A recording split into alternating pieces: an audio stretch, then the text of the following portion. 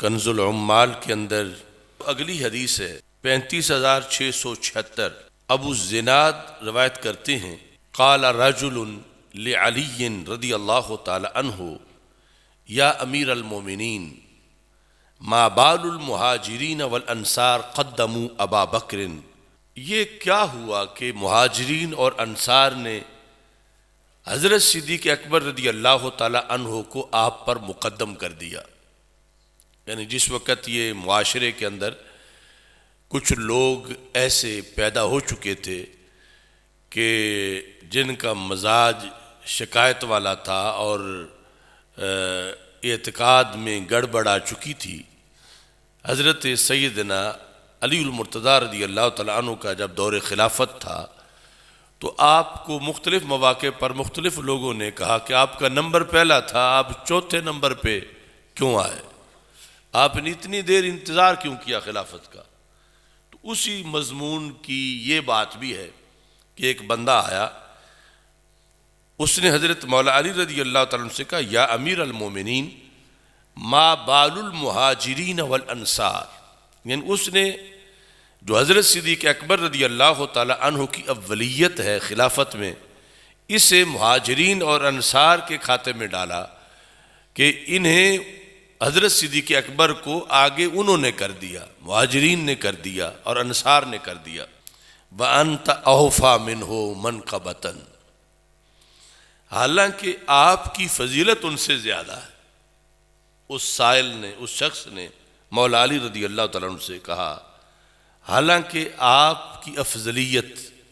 منقبت، فضیلت حضرت صدیق اکبر رضی اللہ تعالیٰ عنہ سے زیادہ ہے۔ وَأَقْدَمُ مِنْهُ سِلْمًا، آپ ان سے پرانے مسلم ہیں، آپ نے پہلے ان سے اسلام قبول کیا۔ وَأَسْبَقَ سابقاتن، اور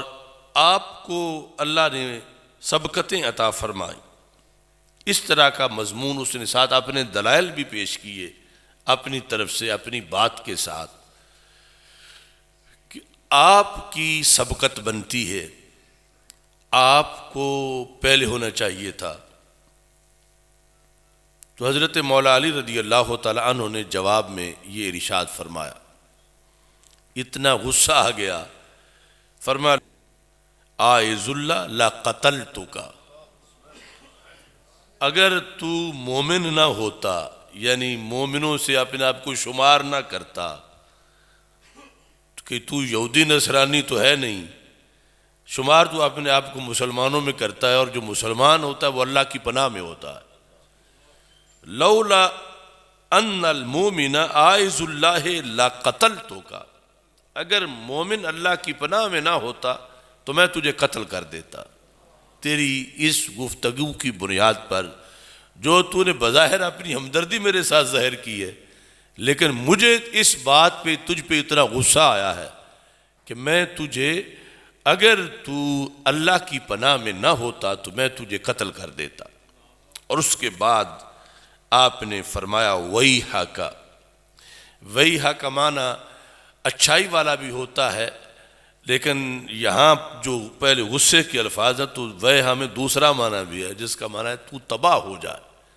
تو تباہ ہو جائے، یعنی اب یہاں یہ معنی نہیں تو خوش رہے، ویحک تو تباہ ہو جائے۔ ان ابا بکر رضی اللہ تعالی عنہ سابقانی الی اربع، فرمایا 4 مواقع پر ابو بکر صدیق مجھ سے سبقت لے گئے، کہ تو مجھے کہہ رہا ہے کہ لوگوں نے مقدم کر دیا ان کو، تو لوگوں نے ان کو مقدم نہیں کیا، ان کو اللہ کی طرف سے یہ تقدیم ملی۔ اور ان 4 کا تذکرہ کرتے ہوئے فرمایا سبقانی الی الامامہ، امامت میں وہ مجھ پر سبقت لے گئے۔ سبقانی الی الامامہ، جو ابن قوا نے بصرہ میں جب آپ پر اعتراض کیا تھا مجمع عام میں کہ آپ کا پہلا نمبر تھا، آپ نے اتنا انتظار کیوں کیا، تو ابن قوا کا تعلق خوارج سے تھا، تو آپ نے اس کے جواب میں مجمع عام کے اندر آپ نے یہ ارشاد فرمایا کہ لست مریضا ولا غائبا۔ اس دن جب رسول پاک صلی اللہ علیہ وسلم نے فرمایا تھا مرو ابا بکر فلیصلی بالناس، کہ ابو بکر صدیق رضی اللہ تعالی عنہ کو یہ کہو کہ وہ میرے مصلی پہ امامت کروائیں، میں اس دن نہ مریض تھا نہ میں غیر حاضر تھا۔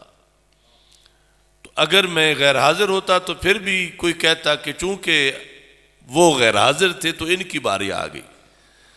اگر میں بیمار ہوتا پھر بھی کوئی کہتا کہ چونکہ مولا علی بیمار تھے لہذا متبادل ان کو بنا دیا گیا۔ فرمایا نہ میں بیمار تھا نہ میں غیر حاضر تھا، میں پاس ہی تھا۔ تو میرے سامنے رسول پاک صلی اللہ علیہ وسلم نے مجھے اور حضرت عباس کو فرمایا مرو ابا بکر، تم دونوں ابو بکر صدیق کو کہو جا کے کہ وہ جماعت کرائیں۔ تو کہنے لگے ردینا لدنیانا ما رضی بہ رسول اللہ صلی اللہ علیہ وسلم لدیننا، اللہ کے رسول علیہ السلام نے ہمارے دین میں ہمارا جسے لیڈر بنایا مصلی پہ کھڑا کر کے، نماز جیسے معاملہ میں جو دین کا ستون ہے،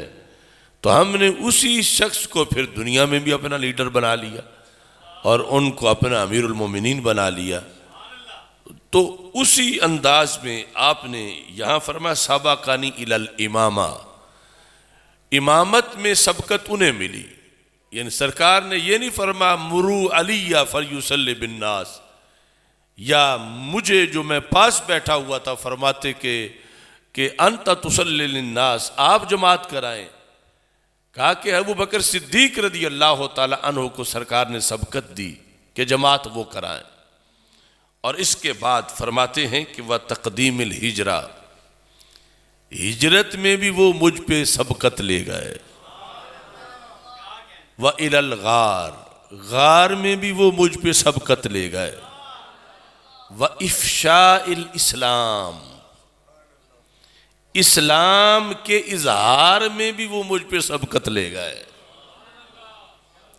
یہ ایک جدا موضوع ہے جو کبھی بیان کریں گے، اسلام لانا اور اسلام کا اظہار کرنا یہ دو جدا چیزیں۔ تو مولا علی رضی اللہ تعالی عنہ نے فرمایا وَإِفْشَاءِ الْإِسْلَامِ، اظہار اسلام کے اندر بھی وہ مجھ سے سبقت لے گئے۔ ساتھ یہاں تک گفتگو کے بعد پھر فرمایا وَيْحَكَ، تو تباہ ہو جائے، ان اللہ ذم الناس کلہم ومدح ابا بکر، ایک وقت وہ بھی تھا کہ جس میں اللہ نے ہر بندے کی مذمت کی، اللہ نے مذمت کی، یعنی رسول اکرم صلی اللہ علیہ وسلم جب دعوت ایمان انسانیت کو دے رہے تھے کہ میرا کلمہ پڑھو، ان اللہ ذم الناس کلہم ومدح ابا بکر، رسول اکرم صلی اللہ علیہ وسلم کی دعوت جن لوگوں کو تھی، جنہوں نے اس دعوت کو قبول بھی کر لیا، ان سب کو شمار کر کے اللہ نے سب کی مذمت کی، لیکن اس وقت بھی جس ہستی کی رب نے تعریف کی، رسول اکرم صلی اللہ علیہ وسلم کے زیر سایہ انہیں رکھ کے، وہ صدیق اکبر رضی اللہ تعالیٰ عنہ۔ اور یہ ساتھ آیت پڑھی اِلَّا تَنْصُرُوهُ فَقَدْ نَاصَرَهُ اللَّهُ، کہ اگر تم نے میرے محبوب کی مدد نہ کی تو اللہ تو ان کی مدد کرے گا۔ یہ جو ہجرت کا معاملہ تھا تو اس میں یہ جو اِلَّا تَنْصُرُوهُ، یہ خطاب سب کو تھا کہ تم نے اگر مدد نہ کی تو اللہ تو مدد کرے گا۔ جب باقی سب کو اللہ تعالیٰ یہ فرما رہا تھا اِلَّا تَنْصُرُوهُ، اس وقت بھی غار میں صدیق اکبر ساتھ تھے، یعنی وہ اس جھڑکی میں نہیں آ رہے تھے، وہ اس مذمت میں نہیں تھے جو اللہ تعالیٰ مذمت فرما رہا تھا، جو مولا علی خود استدلال کر رہے ہیں، کہتے ہیں وَيْحَكَ، تو تباہ ہو جائے، ان اللہ ذم الناس کلہم، اللہ نے سارے لوگوں کی مذمت کی، وَمَدَحَ ابا بکر، اس دن بھی ابو بکر صدیق کی مدح کی، ابو بکر صدیق کی تعریف کی۔ فَقَالَ إِلَّا تَنْصُرُوهُ فَقَدْ نَصَرَهُ اللَّهُ، کہ اگر تم اے لوگو مدد نہیں کرو گے میرے محبوب صلی اللہ علیہ وسلم کی تو اللہ نے یقیناً ان کی مدد کر دی ہے۔ تو یہ خطبہ دیا حضرت مولا علی رضی اللہ تعالی عنہ نے خصوصی طور پر اس شخص کو کہ جو یہ ظاہر کر رہا تھا کہ میں آپ کا محب ہوں اور آپ کا پہلا نمبر ہونا چاہیے، اور مولا علی کو اتنا غصہ آیا، فرمایا کہ اگر تم اللہ کی پناہ میں نہ ہوتے تو میں تجھے قتل کر دیتا، اور کہا کہ اللہ نے یہ سبقتیں عطا کی ہیں